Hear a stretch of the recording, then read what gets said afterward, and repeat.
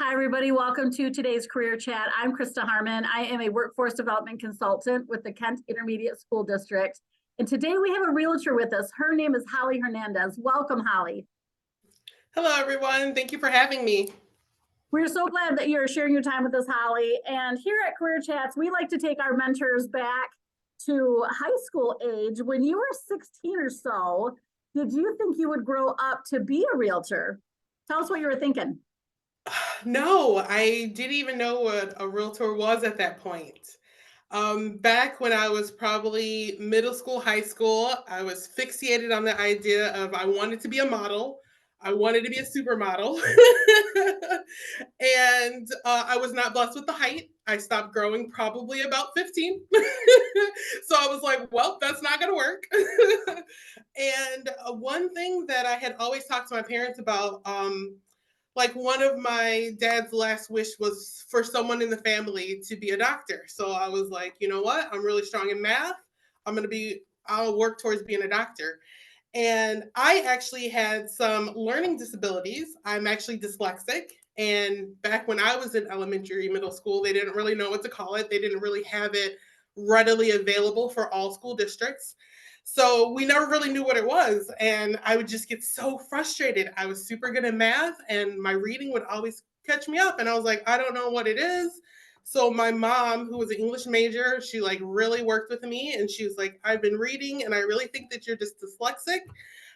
Don't beat yourself up about it. We're going to do things, to make you successful. And I can remember crying to her. I was probably in the ninth grade, and I was like, I can't be a doctor. She was like, your father wanted you to do anything that you would be happy at. You don't have to beat yourself up thinking that you couldn't be this. And if your goal is to be a doctor, we will work on that. And just being able to have that strong parental unit to tell me, you will be great at whatever you do really helped me not only understand my dyslexia, but also succeed in other areas. So, real estate agent was, what was that? What a gift to have such a supportive parent who Yeah. really held your self-esteem together, because that happens to young people, that they feel stupid because they're dyslexic and they have, kind of a negative path. But I love that you were given that early assurance that you're gonna be able to do whatever you want. So being Yes. a model, being a doctor, you're good with math. So Yep. tell us what then you were thinking in high school after some of this journey of your working through your learning difference. So my mother was a very independent. She was a journalist and she wrote for a bunch of magazines and different things. And I just saw her availability to travel and do other things and really be her own boss. So when I was in my last like 2 years of high school, I knew I was going to go on to college and I didn't know exactly what area. So I was like, let me go into business. Let me get really smart with finances. Let me understand that business world and maybe I'll be my own boss. So I did. I went to Ferris State and I have my bachelor's in business. However, life also happens, and I ended up getting a call center job. So I worked for AAA for 11 years, and I just promoted up almost every year. So in 2 years, I promoted and succeeded into the next position, and I really enjoyed it. You're helping people on the side of the road, and unfortunately, I've lost both parents, and I lost my mother about 10 years ago. And she was probably about 11 months into her cancer diagnosis. And I just remember her being on the bed and thinking to myself, she has worked so hard. There's 8 of us, so she had to work very hard. She's worked so hard, and my father passed when the youngest one was 9 months. So she has raised us all by herself. And having cancer, never smoked a day in her life, never did anything bad. It was like, what is she leaving as her legacy? And, she at one point had told me, she said, I'm so tired of these treatments. I'm just hanging on so they don't leave you with the bill. And that hurt me so bad because it's like, you have done all this and you didn't have anything at the end that you could say, I am so proud that I did this, besides raising us and, that we're all great people. That I said, I need to learn more. I want to learn more. I want that financial freedom. And I want that ability to have more time with my own children because I do have 4. And I remember I left her meeting, which we were at her hospice place, and I drove home and I just started looking stuff up online. And up the street, there was a real estate company, which is where I am today, actually. I ended up joining them. with Greenridge Realty. And I looked at the website, and back then everything was kind of laid out on the website, and it was telling you that you had to take a test and you had to do this, you had to do that. And I just read it and I was like, I think I'm going to do that. And it still took me a year to build up the courage to actually reach out to talk to someone about it, to actually go through and do it. But I did it. And it has been the best thing that I've ever done. And I've been with them now 6 years. Well, I think there's so many great things to the stories that you've already shared so far. First, I mean, I'm sorry for your losses as parents, but your mom sounds like your hero. She just really made an impact on your life. Absolutely. And that turning point for you to see her, that you wanted that financial freedom and that legacy, motivated you. And I guess I want young people to know that anything that happens in your life, we can use it as a motivating factor, or it can take us out. So I really admire you, Holly, that it was a motivator for you. You also Yes. had 10 years in that call center again, where you're helping people. So your personality, those needs are being met, as far as, because you obviously have just a really warm personality, but you were helping people. And those are called transferable skills, right? Somewhere we help people on a call center can be helping people find a house. So you were using. Absolutely. So yeah, let's talk about that. You took the year to kind of get your courage and to really reach out to Greenridge. So you started the process, and how did that, what are some of the steps of becoming a realtor? We'll kind of jump to that and we'll kind of dig into more about your daily work, but what was that process like for you? So it was amazing. I reached out to the manager at this office, actually, in particular. He's no longer in the office now. He's in charge of like the errors and omissions and the laws for our company. But he was an amazing person that I kept in contact. I spoke with him and I said, I'm just a little interested. I don't know where I would start. And he said, come talk to our recruiter. I think she would be great for you. So I said, okay. So I went in and I spoke with her. And she explained that to be a real estate agent, you need 40 hours of real estate classwork. So it's usually just given Monday through Friday, 8 to 5. You have one test that you have to take at the end of that. So they give you a pre-test just to find out where your knowledge base is. The great thing about Greenridge here is they allow you to attend that class as many times as you need for free after you've paid for your first time. So I have even sat in on classes and helped other people pass. There was this girl in on one of the classes. She ended up taking the test 4 times. And I was like, you ask me any questions, I'm going to get you through it. And on her fourth time, she got it. So it I is, love it. I love it. it's, So thank you. 40 hours of classes, usually Monday through Friday, 8 to 5, one test at the end. You can retake the class as you needed. So you Yes. pass that final exam. Do you get a license then? Is that the credential Yes. that you got? Yes, you absolutely do. You get a license through Laura, which is for the state of Michigan. So it is a proctored exam. So you have to go to a location, register for it. You take this in a time frame. And once you pass, at the end, you get a little piece of paper that says you passed with your picture on it, but you get your actual thing in the mail probably about 2 weeks later. Awesome. So here you are, a professional who's had good, solid work history. You have this newly minted license. How does one even get started? Tell us about that, because that's always kind of the part that's overwhelming to me. And I'm sad that my son wants to be a realtor, so I'm personally really taking notes, and I'll have him watch this later. Right. Oh, that'd be great. Yes. So the best thing that I was told before I even started was take a list of the people that you know. They try to get you to a list of 200 people, but you just make a list of the people that you know, whether that be on Facebook, Instagram, actual phone numbers and emails, whatever way that you would be able to contact them to talk to them if you wanted to. And you just want to send out either a card or a text, because depending on the age, a lot of people are very comfortable with text messages now. But you just want to send something to say, hi, I've taken a new career path and I've dove into real estate. Let me know if you ever have a need or have any questions. I'd be happy to help. And just in that, so many people reached out to me to say, congratulations, this would be so great for you. You let me know what you need. I'm going to tell everyone that that's really how you build your sphere. And that is one big piece in real estate, that you want to have a good foundation of people that you can talk to or reach out to. Even if it isn't business necessarily, you just want to be able to talk to someone and just let them know top of mind that if they do have a real estate need, or if they hear someone a real estate need, they think of you. So how long did it take for that networking to start paying off to be business leads where you could start to sell someone's home. Tell us about that growth and how that works. Yes, that's a great question because I'm actually not from Grand Rapids. So, what I did is I was super excited to get started. Real estate is one industry where it's a glass ceiling. You can make as much money as you want as long as you put in the work. So, I was like, I know I'm a hard worker, I'm a go getter, and I'm a people's person. I am going to kill it. And then they said, okay, put this list of 200 people together. And I was like, oh, I don't know anyone in Grand Rapids. What am I going to do? So the work for me began with getting out to events, getting out and speaking with people, and even the friend base that I had made at AAA, because I actually worked two jobs. I'm still there. I still work two jobs um, until I felt like I could do real estate 100% by myself and I wouldn't need necessarily that network. So my first 3 years in the beginning, it was a lot of referrals from AAA. And they tell you the most important thing to get people to purchase with you is they have to know, like, and trust you.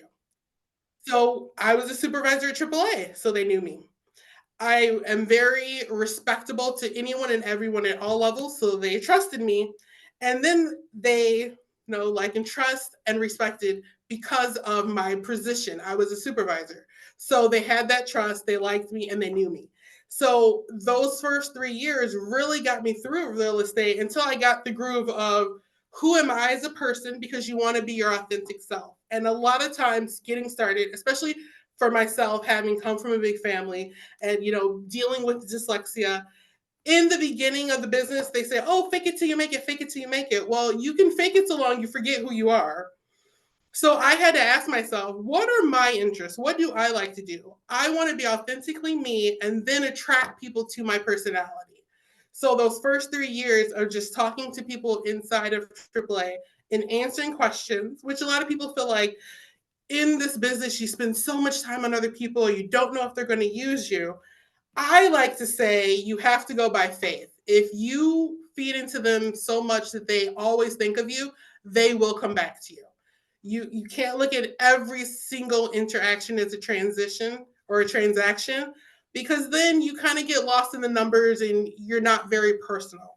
I definitely got into the business because I wanted to assist people who were typically in different backgrounds, typically in underserved communities, and I wanted to make them homeowners. My grandmother was a homeowner, but my mother never achieved that in her lifetime. And unfortunately, it was cut short.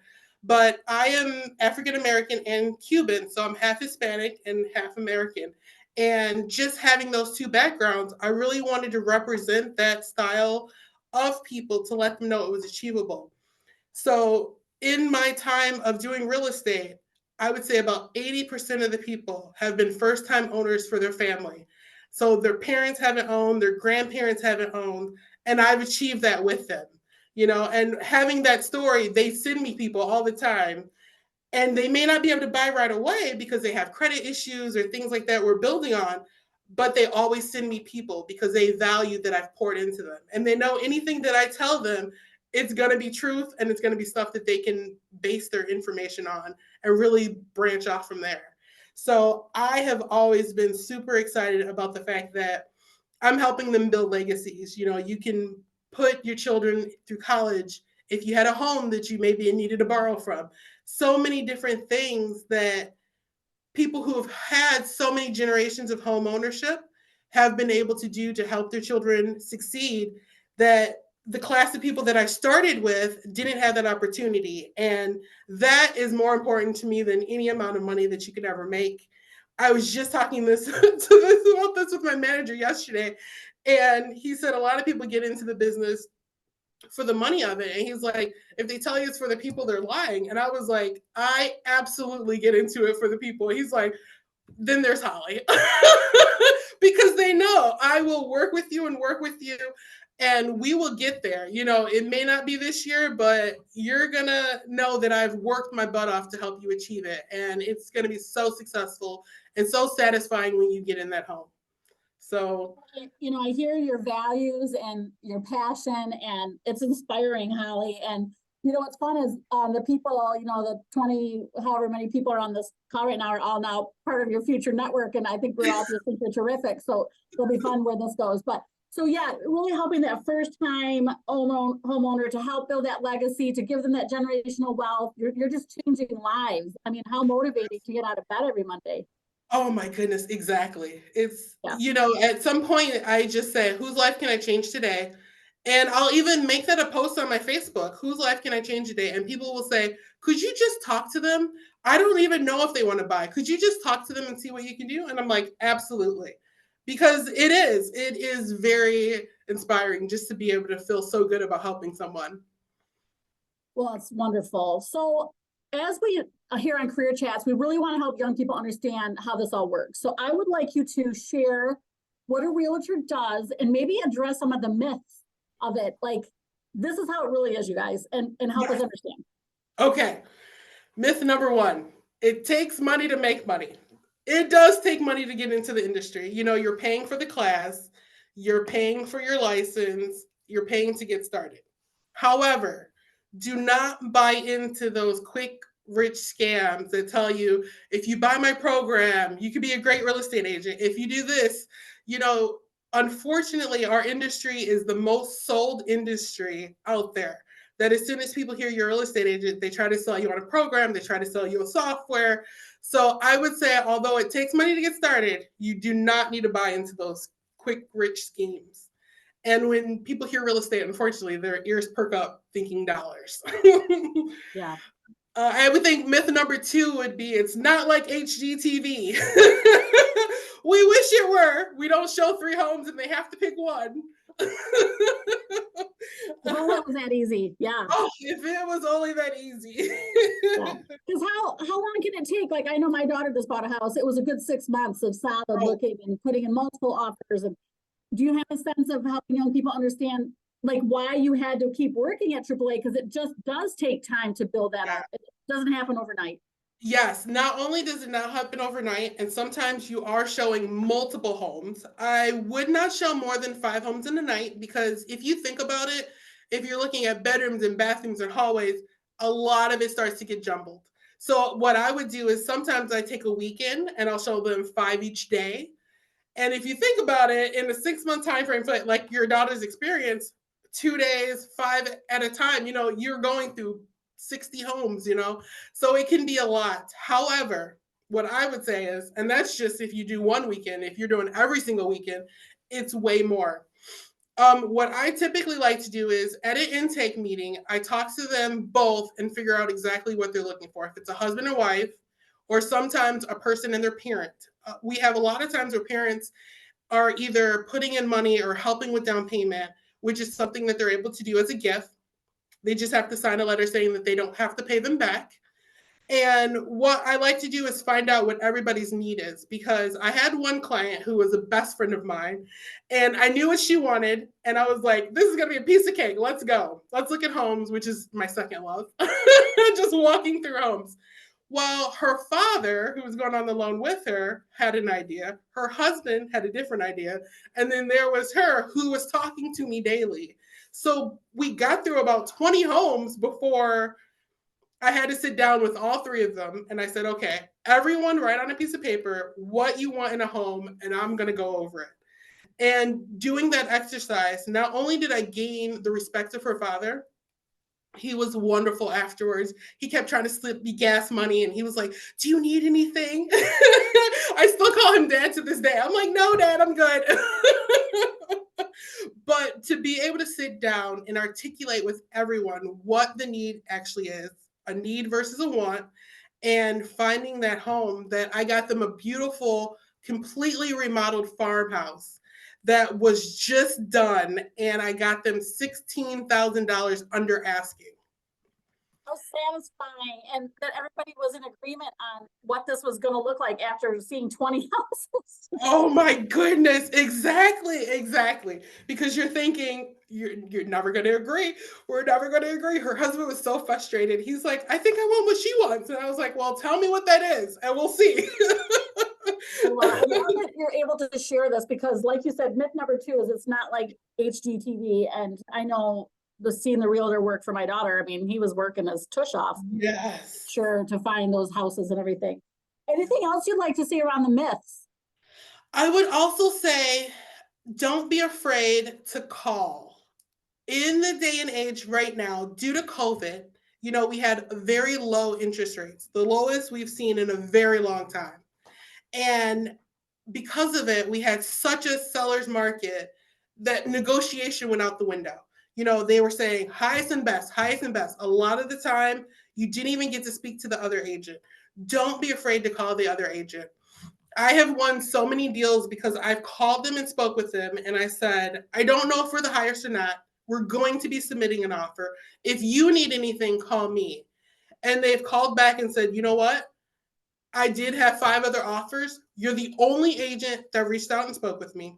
You're the only agent that answered my call, which that's a whole big thing in real estate. So many agents don't even answer your phone call. Crazy. And you gave an honest offer. So we would like to go with you.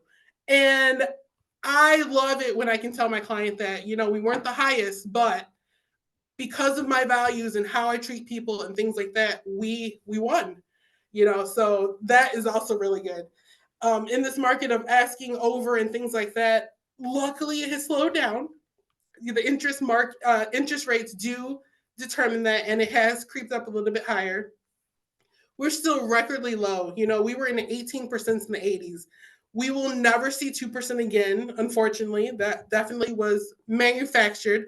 But what I like to tell people is it's never the wrong time for the first home. It's never a wrong time if you're in too big of a home paying too much when you can downsize to a condo.